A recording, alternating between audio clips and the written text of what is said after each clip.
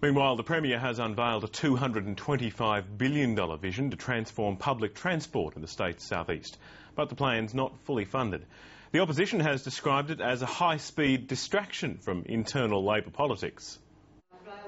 Political announcements don't always go according to plan, but there's light at the end of the tunnel for commuters. What this plan does is give us 20 years of a vision for the southeast of our state to have a world-class public transport system. On the wish list is 207 kilometres of new rail networks, high-frequency buses and doubling the number of passengers who get on board. The multi-billion-dollar funding's desirable as well. Some of these projects are funded, but this is a 20-year plan. No government has a budget 20 years into the future. The state opposition says the money's the top priority. We need to make sure we are looking at the funding commitments, which in this policy document are completely nebulous and are not there at all. You've got to start somewhere.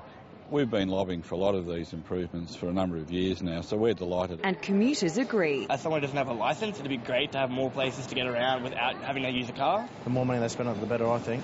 Even if the government can achieve all of its targets over the next 2 decades, there'll still be 2.8 million trips taken on roads in the state's southeast each day, meaning that the race to get from A to B will be as intense as ever. Congestion hasn't been an issue for the Clem 7 though.